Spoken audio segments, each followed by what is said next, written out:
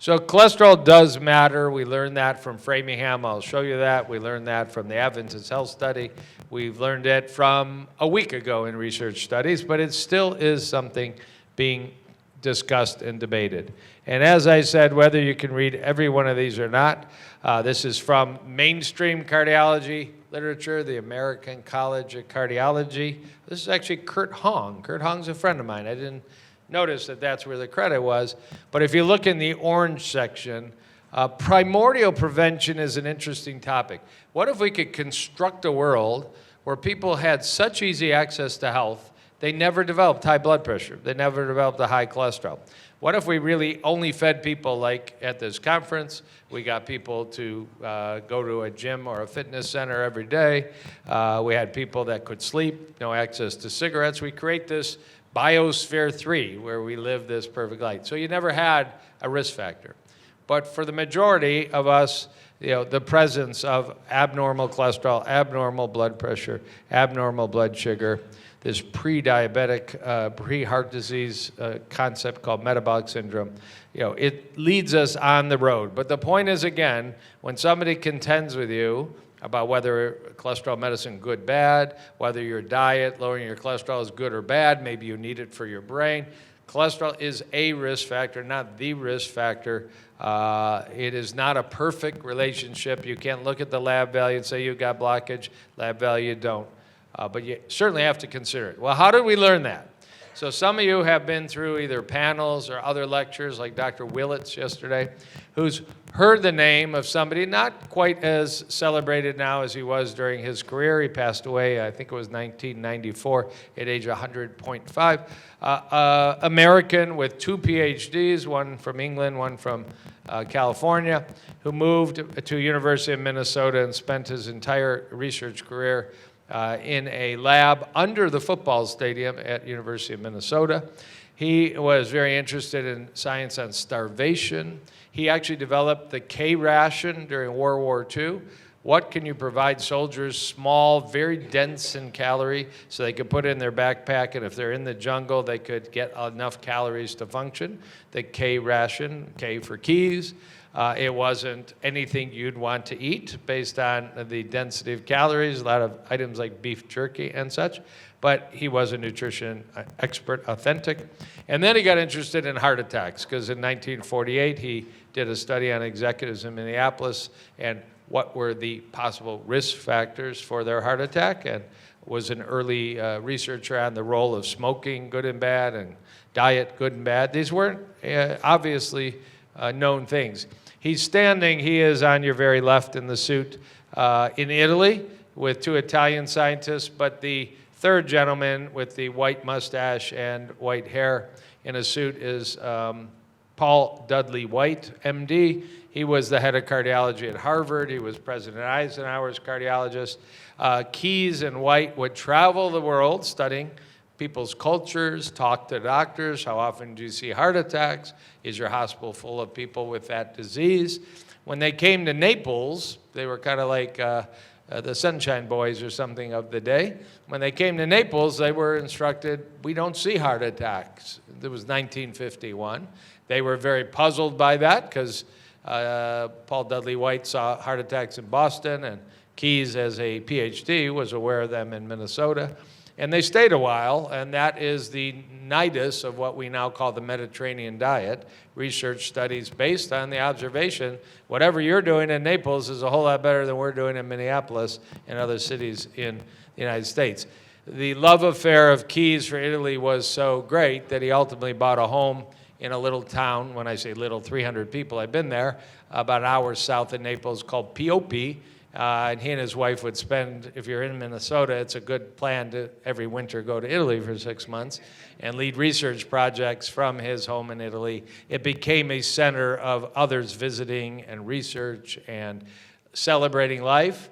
You would never call Keyes a vegan. He did end up writing 3 wildly popular books about the Mediterranean diet with his wife, Margaret. She was a very accomplished researcher and author. These books really introduced to the American public, cut back on red meat, eat more fruits and vegetables and whole grains, get rid of your butter and your lard. But his cookbooks and his books, you'd have trouble eating out of. The idea that he introduced a low-fat diet to America is quite wrong when you actually study what he teaches, but it was olive oil, not butter, which most other studies say if you're going to make a leap, that's a very healthful leap to make.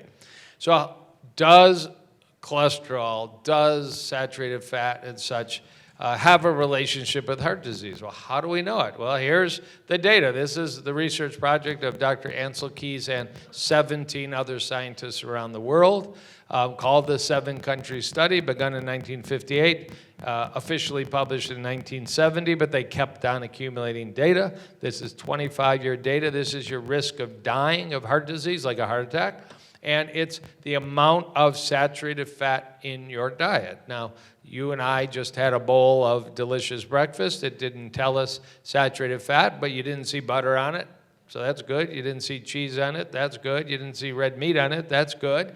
You didn't see coconut oil all over it, which from a saturated fat intake is good. Plant diets tend to be very low in saturated fat unless you are a big user of coconut and palm oil. So if you look over there way to your left, like tea, that's Japan. The Japanese, that's specifically, I think it was Okinawa, a very low natural content of saturated fat in their diet. They eat a little bit of fish. I think it's about 3% of their calories come from animal products in the 1960s when these people were being followed. And if you go way to your right, that high point E, not very high for health, E is Finland. E is something we talked about in the panel last night, North Karelia. If you love butter and you love sausage, you're living in North Karelia, Finland. The amount of calories you're getting from saturated fat alone is a quarter of all calories, and you can see the rate of heart disease and follow-up is enormous. Now, these are called associations. The critics will say, those that love their butter and their sausage from a scientific standpoint, maybe the people in Finland, point E, smoke more, sit around more, stress more, maybe the water's hard or the water's soft. You know, there's a lot of variables you could throw in.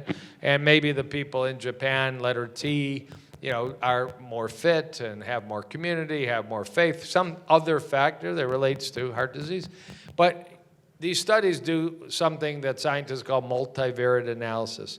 You know how many of these people are diabetic, are smokers, are on high blood pressure medicines. All those things are factored out before a graph like this is made. So it's an attempt to isolate alone saturated fat and its relationship to heart disease. And you can see, if you've seen the Game Changers, you saw something like this. And I've handled enough blood in tubes. This is real. But if you look way to the left, after your morning breakfast, assuming you didn't rush out and pour coconut oil all over it, your blood, if spun down, would be, you know, motor engine oil clear. This is what we have in common with the slot car people in the next room. And if you ate at the lobby restaurant and you had some sausage link and a cheese omelet, your blood would look foamy and white and thicker and much more prone to clot and much more prone to carry a high amount of cholesterol in it. And that's blood. What does blood travel in? It travels in arteries. And it is possible for that cholesterol to transfer across that holy endothelium and enter into the wall of the artery and stay there for a very long time, your entire life, and develop plaque. In terms of cholesterol itself, this is blood cholesterol, same study, Dr. Ancel. This is really how we learned it. 25-year follow-up, your risk of dying of a heart attack and other heart-related illness based on how high your blood cholesterol is. And that is where we have gained much information to believe that, yes, it does matter what your cholesterol is in your blood. It's a risk factor. But if you look over there, cholesterol is over 300. Unfortunately, were reasonably common in the United States in the 1960s, and were very common, again, in Northern Europe, particularly Finland. And blood cholesterol is way down there in the 120s, 130s. These are not drug studies. These are just either differences in genes, that's one aspect, or differences in the environment and the diet. And most studies have shown it's not the genes particularly, because when people move from Serbia or Japan to communities, or we don't even have to move anymore. We brought the KFCs, the McDonald's to Serbia and Japan. The diet changes, the blood cholesterol goes up, and the heart disease will follow a decade or 2 decades later. So does cholesterol matter? Yes. Now, is there somebody in Northern Europe with a cholesterol 330 that's 98 years old and playing cards? There is, because it's a risk factor. But if you're a betting person, you're going to bet and say, I want to know my numbers, and maybe it'd be better if they were more like Serbia than like Northern Europe. But that was before studies were done. And I alluded to, but specifically, something that's been mentioned a couple times. Ni is a community in Japan, Han is Honolulu, and San is San Francisco. These were men studied by Dr. Ancel Keys and other members of his research team. What your blood cholesterol is, what's your blood pressure, what's your presence of heart disease, living in your native Japan, diet, and the entire environment. Yeah, let's pick up and move the family to Hawaii. We want some beach time and some American lifestyle. And then let's move to San Francisco. Of course, these were just observations. These people moved on their own. But their surroundings changed. Their genes didn't change within this relatively short time. So it showed that the Japanese living in Japan, lowest cholesterol, very low heart death rates. As they moved to Hawaii, they got to a middle ground. As they moved to San Francisco, welcome to America, the land of abundance, and the land of abundant cholesterol. So if you look even just to the left, blood cholesterol levels in Japan are in white, in Honolulu are in black. We started to add in a couple hamburgers, a couple fries down the street on the Waikiki Beach. But then you get to San Francisco and you got the whole spectrum of American food and stress and pollution. It's food mainly, but there are other factors. And all of a sudden your cholesterol's up and your risk of heart deaths are up. Pretty striking data that, again, genes matter, but your decision what you eat, which isn't entirely dependent on what city you live in anymore, because we've exported Western diets everywhere.